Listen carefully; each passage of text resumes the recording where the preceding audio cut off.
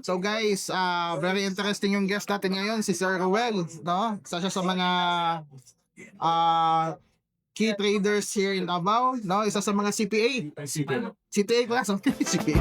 Accounting. So, yun. Ano ba yung CTA, sir? Ano ba yung meaning niyan? Kasi di ko alam. Certified Technical Analysis. Okay. So, paano ba yung nakukuha? Namanggoy ko yung CTA dito na pwede mag-convince mo then mag-attend lang ka sila, then may exam, kung mapasa, this better. Dili. Okay. So, na-training, mga pila na ka-days ang training para maging CTA. Actually, ito kami 3 months to mo sir. Last 2023. 3 months to ko. Dato ka sa Manila? Dili, Zoom lang mi. Ay, Zoom. Okay. So, usually pagpila ang training, ana. 30K to ko. Wow. Actually, worth it po. Yes sir, worth it.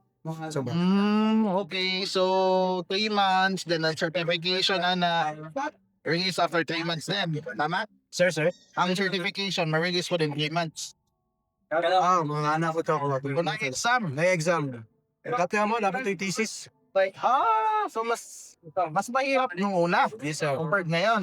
Ito, di ko alam ngayon sir. Okay. So, Pero dati sa mga na ay thesis. Yan. Every week na may assignment na ginagawa. I think di rin ba sa Davao, di ba gamay ra mo si TE? 50%. Abot siguro mo, let's say ako makain ako kay tama ko sa industry, I think mabigang ang tabot, 3 to 4? I think ang CTA, magagamay na mo sa Davao, I think 5 to 8, no, give or take, or kaya ako na ilhan personally, around 3 to 4. So, wala kayo idea kung pila may kabuok sa kuhan sa na regarding sa CTA. So usually, unsa ba yung ginabuhat usually sa CTA na ba yung mga asa ni mo siya ginagamit nga karon sa imong day-to-day life? Kay usually pag CTA man gud dapat di ba murag mas certified mo na mutudlo sa market or unsa ba na? Pwede ka magtudlo, pwede mo ka mag-coach kay pero sa kuang senaryo man gud sir. Nagkuha lang ko ato kay dati ato kay curious ko ba unsang CTA, so nag-study ana. Pero daghan kog natun-an regarding sa trade, how to approach market. Ano ba na emotions? Itudlo ko sa mga nangyayari dito. Risk management, tanan na pwede key important sa trading. Okay. So good study siya, no? On the point na kung magagawang term ni mo siya madagadaga and continuous ang learnings kay for sure na may mga group chat ng mga CTAs diha. Nagyapon atag sila idea sa trade nila regarding sa mga possible na mahitabo. Kaya usually ang trends pabago-bago di ba? Yes, mga trends sa trading, na mga new strategies karon, na yung mga gawas ron, mga under range theory, napay mga lagi uban gani, Batman theory, ambot unsa na na. Siguro depende na siguro. So dagag mga ICT di ba? Wala na sa una. Kana mga SMC, kana bag-ugang ata na last 2 years. So makaingon jud ka ang trading naga-change jud siya og interpretation og approach. Pero gina-improve, no? Pero ang end of the day gyapon nagyapon sa trader ang approach. Depende kung saan ang tawag sa strategy nila. So balik tayo sa boss sa trading itself. Seryoso. No, kay I think how ka mo trade kay CPA ko ka. Wala ko perception Dili. Diba? So yung hinubog or dili. How jud kay asado good technicality side. Ano ka? No? Then sabayan po nimo og kuani mo fundamentals pa jud and sa bara pa jud psychological pa jud tapi kay fighter man ba. Dili siya CTA how jud. Nabi mga yapon na mga palpak na trade alis daw palpak mo tawag na siya learning yung mga dapat ang una ko bibuhat to. Ito bonus man. Nga every fail na laadya po yung learning na mas maging sharper pa sa next trades. Pero same ang approach makamu sa market. Kung sabay mo mga conditions sa imong mind, sa imong approach, bago ka mo trade, unta imong gina-prepare. Siyempre, mag-prepare ko. Siyempre, kanang hindi lang ginabuhat na natural na. Ugo, bakon, before mag-exercise po. Ganyan, lang. Pero dili kay ko kanang makita sa uban na kailangan na ako sundon. Dili lang naman hapit ba kay para sa kuha mong good trading. Labaw na, approach kang market. So, kung mag-daily lang yung ginabuhat. Kung saan lang yung daily ginabuhat, wala lang. Wala naman kayo, dapat special pang buhaton mo. Kailangan yung Dapat tao lang. natural yung natural habit mo ba? Okay. Pero sa ano po, it's a example, mag-enter na ka trades, decide na ka to enter the trades, technical side, usually unsa imong ginagamit na approach? No, sa karon kaingon nimo na murag edge nimo karon sa market. Okay kung ba i-share nimo sa ang mga mutanaw, no? Sa karon akong gamit na strategy sir is full yung profile o footprint. Volume profile o footprint. Yes sir, mao na ang Okay. ginakumbay. Ang volume profile magkasabot ko, ang footprint ko dili. So dito sa footprint, unsa na Sa siya? footprint siya mo sa auction. Auction. Buy and sell siya pero paspas ang approach nimo. Tapos makita dayon nimo dito sa Delta na mao na niya ako enter. Pero dili ako siya basta ma-explain man gud ug wala siya charting gud, di ba? Okay. So basta sa karon mao na akong ginabuhat. Footprint o volume Unsa profile. man murag history sa trades? Sa karon man gud ang uban man gud pag mag-trade through candlestick, di ba? Ang footprint man gud behind candlestick sa mahitabo. Nang unsay sulod sa candlestick. Okay. So related dun sa volume Japan. Mga volume gyapon siya pero mabot sa mga auction sir like kinsa ang nagdaog ani nga candlestick o kinsa natindihan ni nga time. So para at least kabulan ako unsay sunod akong buhaton. Okay. Kuya awan ano, karon mo kanduha ka na. Burat kuan ba? Burat pag-advance. So, kanang volume profile, unsa man sad na siya? What From the word itself, volume man na siya. Unsa may asa man na particular sa chart dito na makita ang volume profile? Actually nara siya sa trading view sir, makita lang ninyo siya. Dili pud siya kanang Indicator? indicator. Na siya sa tools jud mismo. Okay. So, pwede may tago sigari. Iingon, nasa ka dapit dito? Pwede man siya dito. Okay, iingon lang. Ako na baga mag-edit dito. Nasa dapit. Makita nimo siya Go dito to sa tools. mga tools tapos pangitaon lang nimo ang volume profile. Okay. The name itself, volume profile. Dili siya indicator ha. Parang yapon siya o price movement pero nagagamit na tag volume kung asa mas daga na nag-trade. Namugod siya tulo ka approach na area value low, area value high o point of control. So diyan yung makita kung asang pinakadagang nag-trade through area value point of control. Okay. Very nice, very nice. So far, sir, no? With this edge, I'm sure makatabang ni sa uban. Ikwento po sa mua siguro, ang unsa tong pinaka-best winning trades na na-experience din mo sa imong trading career? Kaya murag dugay na kaga-trade, sir, na? Around 5 years na? Or more? 5 years. 5 years. So, i-share po sa mua imong pinaka-winning trades na di na mo maringtan. No? Siguro katong kuha na ako sir $5 na naimo na ko 5,000. Kato ang Ako mo yung kat $50. 5,000. Actually, na-share ko na mo katong nato sa coffee shop, di ba? Okay. Dito man gud ang tanan gud na disiplina ko ako ang trade so na-manage na kong tarong ba. Kay kamay man gud siya nga kapital. Risky kung maka risky jud kaysa sugal kaysa buhaton. Walang hadlok ang mga Bisaya na trader kay kamay kapital pero ang withdrawal wasak. Mo to akong siguro pinaka the best na ko nga trades jud. Pero na pinakataas na ko nasa 5 Unsay assets mo gi-trade na to? gold lang sir. Okay, gold jud ay. Gold jud. Kaya jud ay makabali ang gold, no? Pero dili to siya ingnon nga Instant. Namang kayo ba sig ma-expect sila ba? Dili, 1 dili week na na to. dayon. Pila Dili, ka sir. months? 3 months running 4. Okay. Kako gyud Japan na. Listen sir, pero bago na ako nabuhat, pila po to ka-fail na ako na bago ko naabot siya na. After ato, ano ka na? I think buo na Actually, na gitry lang na ko siya sir kay para ma-manage lang tarong ang isa ka gamay na account. Kailangan ko uban pa dagko account so dagko ko sila mabutag lot sizes go. Nag-try ko gamay nga kuan. Gamay nga kapital para So, start to na mo sense or Hindi, wala siya standard. standard to?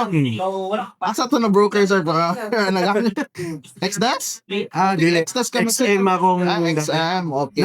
nakuha ko na ko ning idea kay Ken. Kay Ken. Okay. Si Tagom. Agong niya. Sir Saya na ko yun. Boss Ken, ano Shout out boss. ano daw, tayo na naman, podcast kami. Baka naman ma-share mo yung strategies mo. Pero nice yung experience. And for me, murag dapat din siya maging tan. Kay I think nakapalit ka tong something sa imong 5k USD, something remembrance. Nakapalit ko. Unsa tayo magipalit ato sir for ano? Mga libro. Okay. Nag-invest yapon ko sa mga trading. Okay. So guys, narinig niyo na ha? 5 USD to 5k USD in 3 to 4 months. So, di na siya Ang exact amount is 5,150.98. na-remember ko pa. So, ano talaga, for sure, pwede pa ito mo i-print out, no? As Pwede. Napo to sa, napo ko Oo. Naka-screenshots. Guys, comment ani siguro na proof, no? Para naman mo to. And kamo ka, wala miga storya o ano. Pwede na kalapit. Manang gwapo ni sa meets, guys. Ma-meet ni mo mga different na traders. Makakuha kang ideas niga. Actually, ako nakabago ng pugog trade dahil ni mga meets kayo kay siyempre, ma-shortcut man good. Pag nakikita ka, over search sa YouTube ba?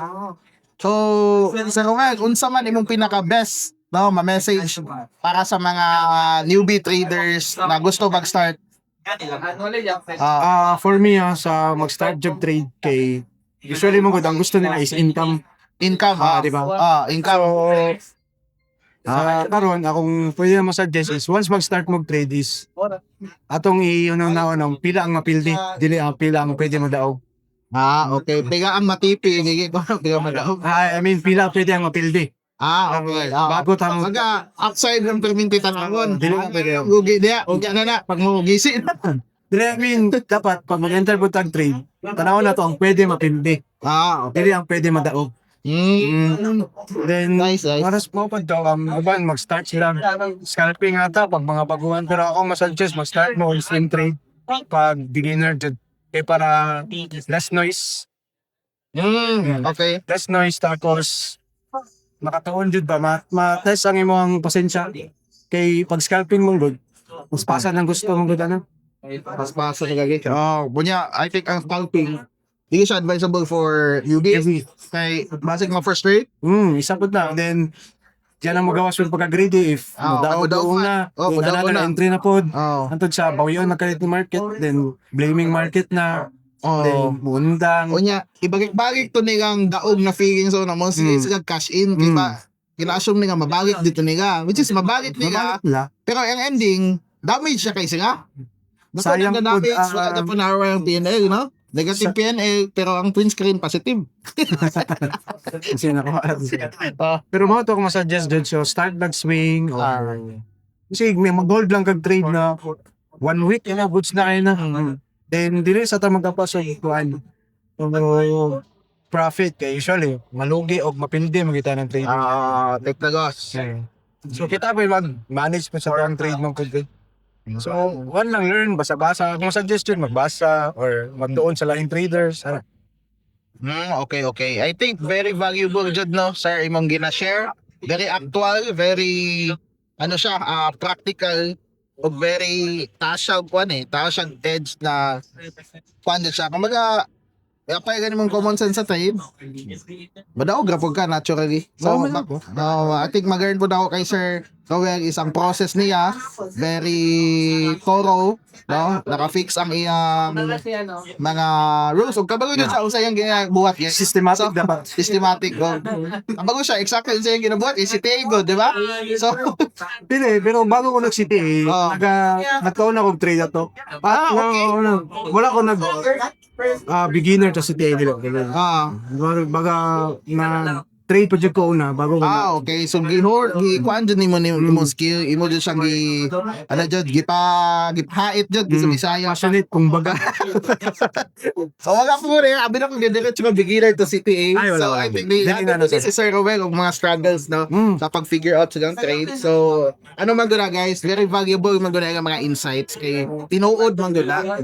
So kung kita sige paminaw sa mga coach yan na di tinuod na trader wala ka bago marketer hindi ay. So di nga Japon siya walang gina-encourage mo adto mo sa meets kay inyong mga kastorya traders jud. No, ako kasi aganganin pa kay passionate pa mga trader. Kung naman kayo uban po nga dili sa kabalo mo trade pero how kayo mo guys analyze mo. Kuan na sa theoretical muna silang mga bagay manudlo.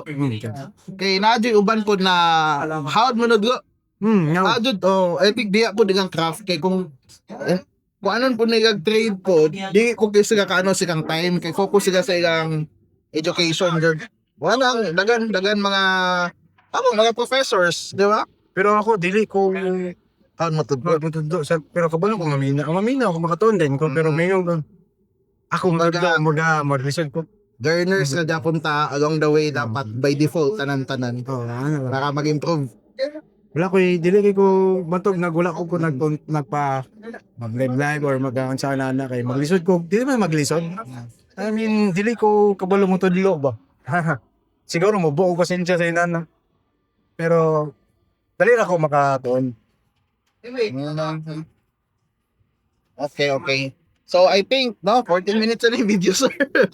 Bakit ikaw may nakatasa mo na interview sorry. I think very curious pag ko sa akong mga bagong natunan si Mua. So Thank you, sir. So next napod podcast na to na tayong hard podcast man kay very impromptu.